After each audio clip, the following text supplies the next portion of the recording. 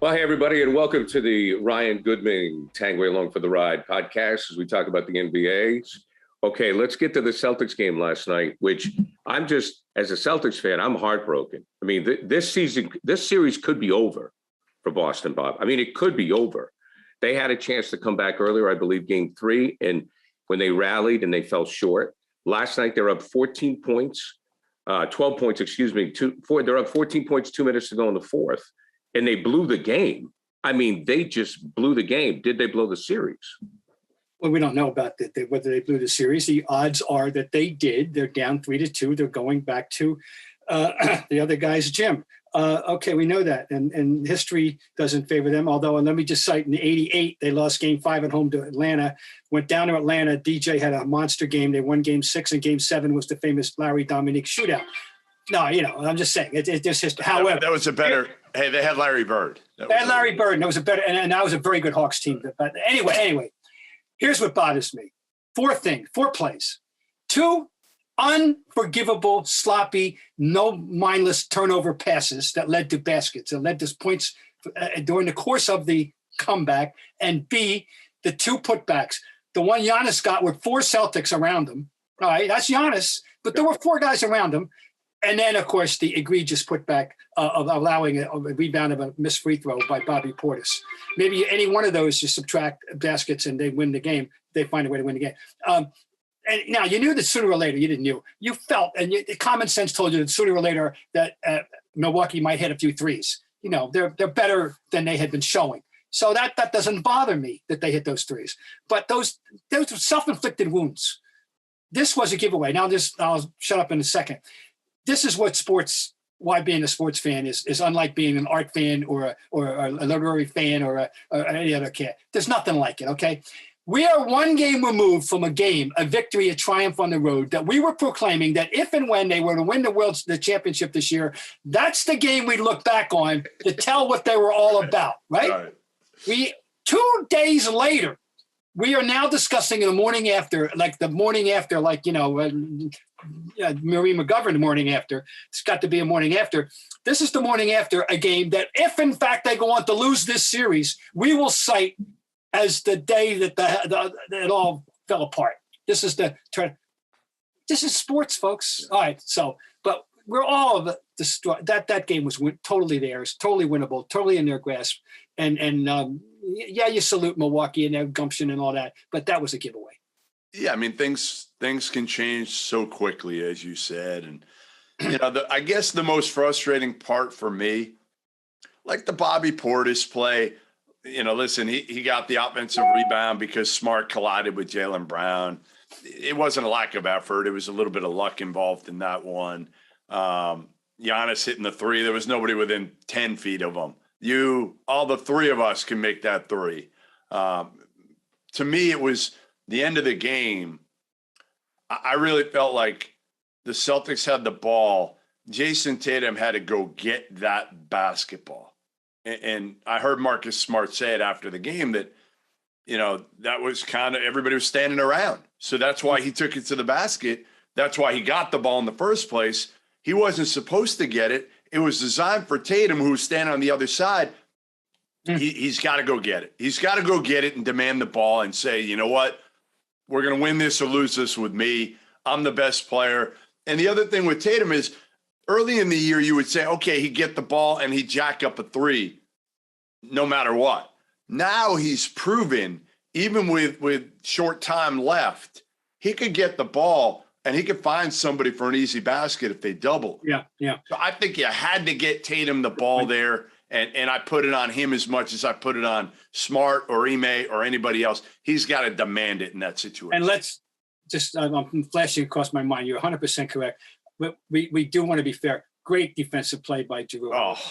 Great play as a helper. I mean, that was great. He is a tough guy. He's tough.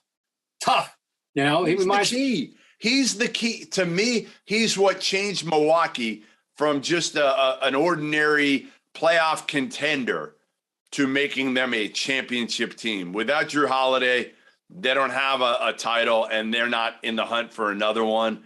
again, I know everybody said, I tweeted it last night. I said that's the biggest difference in this team. Eric Bledsoe to Drew Holiday, and everybody's like, duh, of course. Yeah, but I don't think enough people understand the difference between Bledsoe and Holiday.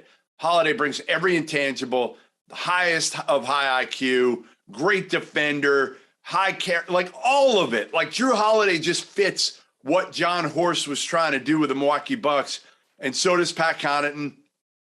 And so do some of the other ancillary parts that they've brought on to that locker room to kind of support Giannis. Middleton's like that. I mean, I know he's not playing, but he's like that. Let's give Mike Budenholzer some credit, too, for making a decision the previous game. Portis watched the fourth quarter. And this game, he's playing in the fourth quarter. He made his adjustment, quote unquote, and it worked out to his benefit. So I'll give him credit there. But this is part of the playoffs. It's a series. Things happen. But the agony and the ecstasy that each side has shared. One game the Celtics are in the ecstasy and Milwaukee's the agony, and last night it was reversed. And who knows what's in store for us in Game 6? It stings right now. That definitely stings. This was it just feels like last night was the opportunity to step on the throat, and when you have the defending champs and you let them up from the mat, it doesn't feel good. No, this hurts. No, this is frustrating.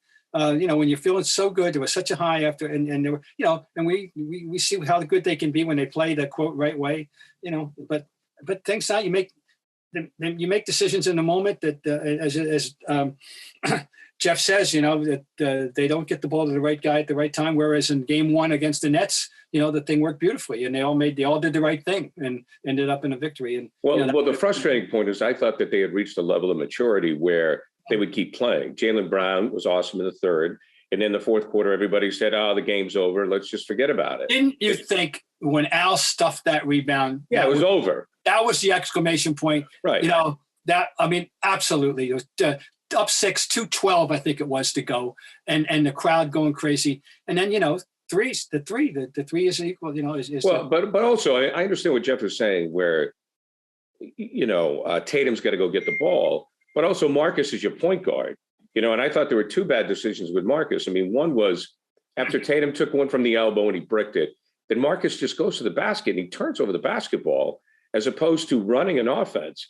Now, I know he had to go to the basket and Holiday made a good play, but I thought it was all three of those plays.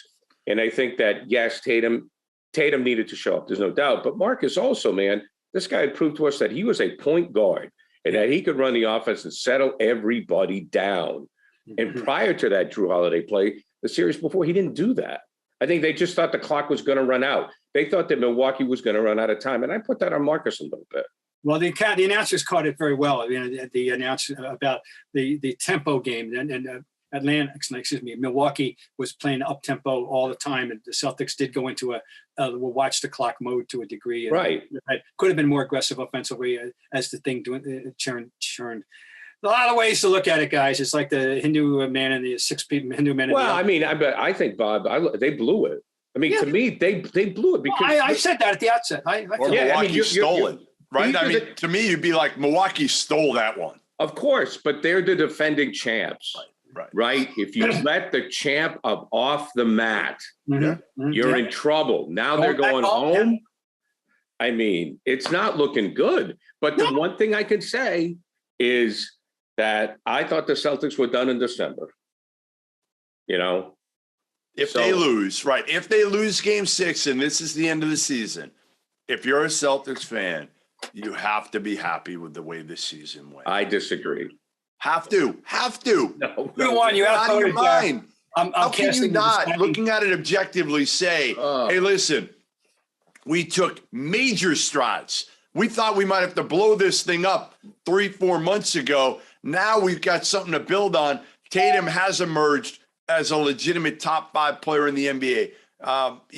Horford's still got enough left in the tank. My big concern, I tweeted this yesterday, the greatest ability is availability, and our boy Robert Williams isn't on the court when it matters most, and it's over and over and over. And I know, again, people will say, well, he came back too quick, great job. He came back, wanted to be on the court, with a knee injury, this, that, and the other. It's just always something with Robert Williams that I just don't know if you can depend on the guy to be out there. He can't be out there now. Like, what good is this? He would be a game changer, what he can bring to the table. You can't depend on him. But I do think that this is the one the Celtics let slip away if they don't come back, because the feeling was if they win this one, they're going to the finals. But how is this not? How do you not look at it positively? Like, if you're a Celtics fan, I can't understand how you could be like pissed. I understand you could be upset because you had this series, but looking at it objectively in its totality this year, how can you not be excited about, hey, we're in it now? We didn't know if we'd be in it. We got a chance now looking forward. We add another piece, and maybe we are a championship contender because the league has changed too. Let's face it. There's no dominant team anymore. If you've got good chemistry, you stay healthy, and you add another piece, the Celtics can be right there again. Better. Bob had a 20-second timeout. Yeah, I got. Would not have made the automatic assumption, Gary, that if they won this series, that they were going to the finals, because I assume it's going to be Miami, the next step up, and I have thorough respect for Miami, and I would not even have picked them to beat Miami. I would have considered it to be an upset. So that's why I'm not. I agree with Jeff that I don't expect a majority of Celtic fans to be happy about or be pleased with the season, because people, but I am. And I look at it this way too. Who you lose to. There's no shame in losing to the Bucks. There's no shame in losing to Giannis Antetokounmpo, who had a routine 40. That's how good he is. Well, I mean, listen, I'm sorry. There's no shame. Come on. And there would have been any shame in losing to Miami. I would have been upset losing to Philly, but if that would have happened, that's the way I look at it. Well, this is the way. Okay, that's fine. And I'm sitting here and I'm saying, okay, they underachieved at the beginning of they underachieved last year. They got through the Kyrie mess. They underachieved this year. We were talking about firing the coach in December. They finally started to do their job and earn their paychecks, okay? And all they have to do is play hard for another quarter. That's all they had to do was play hard for another quarter. I mean, I'm sorry, maybe I'm just being a little too impatient, but it drives me crazy. I thought that they had matured to the point where they knew what they had to do. And obviously they haven't. That's what gets me. They're not robots. We're going to talk about the other game that played last night as an example of whoa. I mean, this is sports. I'm sorry, it's not that simple. They're human beings. They have to. They're flawed. They're not perfect. Nobody. I mean, that's all. You can't look at it that way and make it and say that's the way it is. It's got to be the total thing. And once again, I'm going to restate: there's no shame in losing to the Milwaukee Bucks. No, I mean they've got that championship DNA. Again, that's the one thing you still worry about with this Celtics team at the end of the game, right? Like you can do it.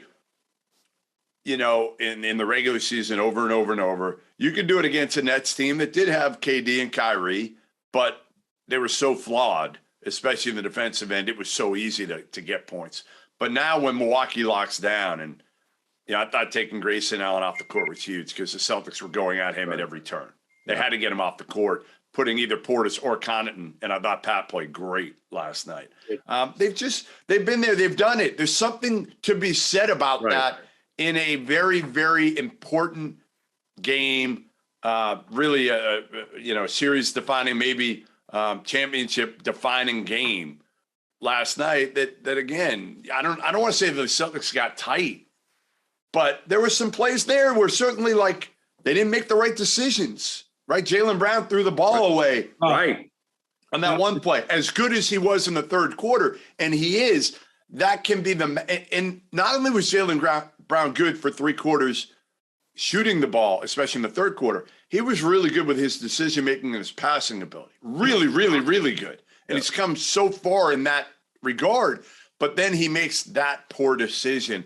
And that, to me, is Jaylen Brown kind of in a nutshell a little bit. Like, he can be great at times, and then he can just look at him and be like, what are you thinking? But those are the plays Milwaukee didn't really make down the stretch. They made the right decisions.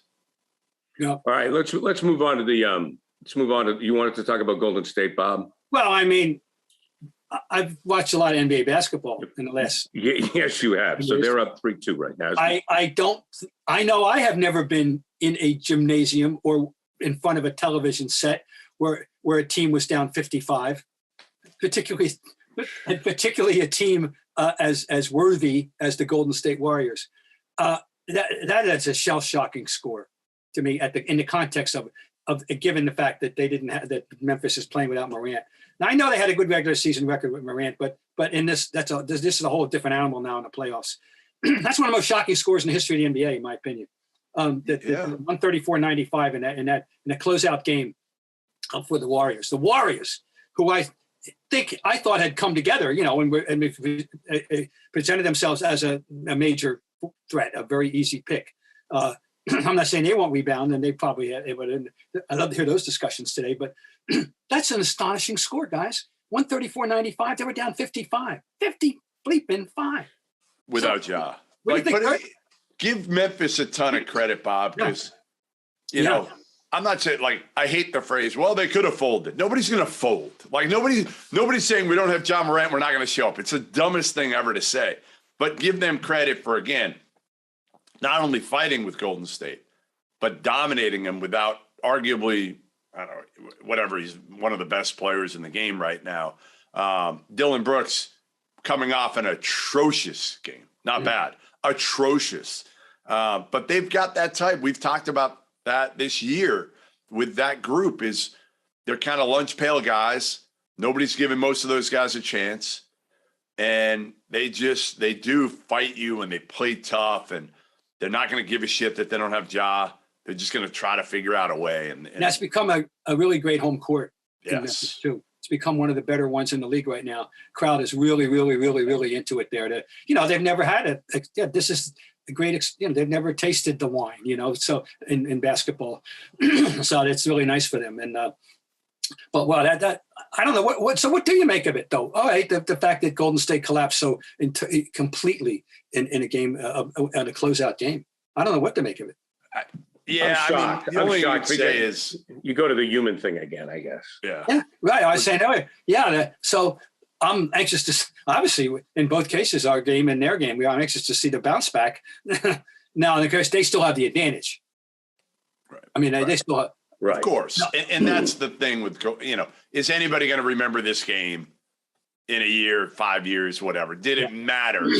The only way it matters is if they end up probably winning the series or at least taking it to 7. And then you've got, this kind of nail biting game 7 that, because right now, let's face it, that game, all it did was prolong the series in most people's opinions. Yeah. Golden State will end up kind of, putting on them in game 6 and closing it out. But, maybe not. Maybe not. You never know. No. Well, I love the reaction, that the Golden State guys led by Green were playing to the crowd at the end. Yeah, what are we going to do? You kicked our ass, and Green, basically said, you got to show some class and in so many words. Give them credit, right? Give them credit. They beat your ass. Yeah. So there's that. Anyway, you're right. Let's commend Memphis. There's a lot to like about it. There's something about them. There's a je ne sais quoi spunk, and maybe it's the coaches. Because people are starting to catch on to the fact that Taylor Jenkins is a pretty good coach. Listen, Tyus Jones going in there for John Morant. Is there a better backup point guard in the NBA? 21 points, 9 assists. 0 turnovers, Bob. 0 turnovers. Tyus Jones is like the perfect backup point guard because he can make shots. He runs the team. He makes good decisions. He was terrific last year. That's what Cameron Payne did that a little bit last year when they needed it. Yep. And so this time it's Tyus Jones. Well, that's that. So here we are. Let's move on to the MVP. And Jeff, I'll start with you. Your thoughts on Jokic. I mean, you can't argue it. You could, if you want to go Joel Embiid, I'm not going to go after you for it by any means. I thought both guys were terrific. And, I would say this. I would say that Jokic without Murray this year, without Porter this year, what he did, and it just, they're both just so good all around, big guys. It's hard. You don't want to saying anything disparaging against Embiid because he was so great and he plays with that kind of, that fire to him, and he's controlled his emotions a whole lot more this year, stayed healthy for the most part. I honestly, I think you're splitting hairs here. Yeah, I would have voted for Embiid myself. I'm an Embiid guy, Bob. Well, and then, of course, you got the other guy, the best player in the game, and into Taekwondo. And there's no reason you couldn't vote for him either, except that after a while, guys get to the point where people want to share the wealth, and the voters think about that. We went through that, and Jordan probably should have won 10.